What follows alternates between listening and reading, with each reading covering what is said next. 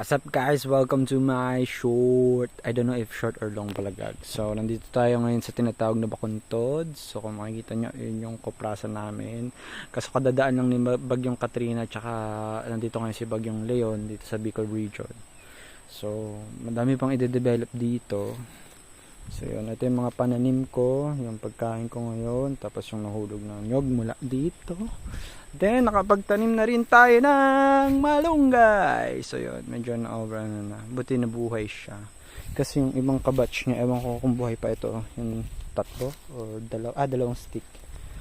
Tapos magtatanim tayo dun sa ibang bahagi ng bundok ng ayun, sile. Ayan, sile to, sile. Tapos nganga. Tapos itong nasa plastic na puti, rambutan. Wait lang, nasa na yung buto ng sili? Ay, siomay. Ay, malaglag na yung mga buto ng sili. Ayan o, kitang-kita naman, di ba? So, yun. Tapos, punta tayo sa, kunin muna natin yung bag natin. Mawala. Nahingit na. Yung mga naglalaho kasi dito eh. So, tutur ko kayo.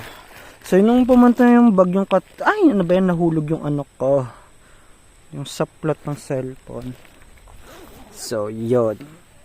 Pahinga muna tayo dito sa Bicol. Pero napatagal yung pahinga ko. Magkakalahating taon na ako dito.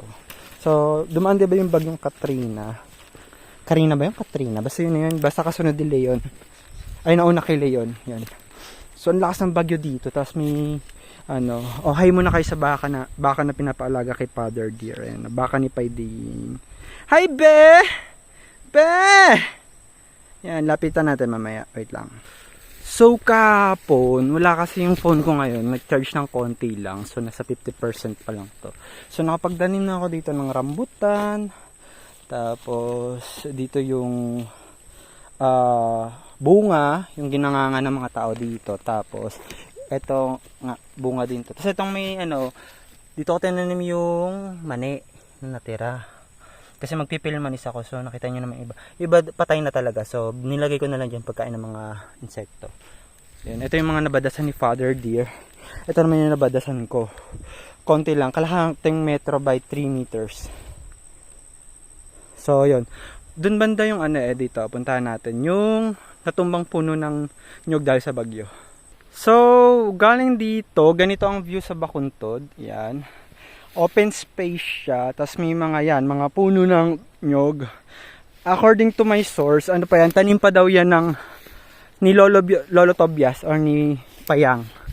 So ito yung tanim ni asawa ni May Maria, si Lolo Daniel. Ito yung mga sagingan niya. So kitang kita naman, ayan, zoomin natin, mga natumba nung bagyo. Anyway, punta na tayo doon sa natumbang ito, ayan nakita nyo, yan, natumba siya. Lapitan natin. So, ito yung natumba. Kailangan namin ng budget pang patistis dito. Parang medyo may kamahalan yung board feet dito. Kada board feet Sabi, tansya namin baka gumastos ng 5,000 dito. Ganun daw yung presyo ng mga tao dito Sabi ni Papa. Sabi din na iba ako nakausap. Marami na ako nakausap doon. So, ito gagawin tong ang plano namin ay gawing kubo ng aking lola, si Mayang. Yan. Tapos kung mapapansin nyo, itong dulo, kasi na nga bumagyo, wala kaming maula. Yon, kinain na namin yung, ubod niya. Tapos, okay naman, tapos may nakain kami. Sakto lang for, yung pang isang araw yung pagkain. Tapos hindi ko nga lang ma-upload yung update nung bagyo kasi nga lowbat yung phone ko, tapos wala din kuryente sa bahay, walang karga yung mga solar, ganun. Tapos wala ring signal. Tapos yung iba dito, ginawa na naming pang walis.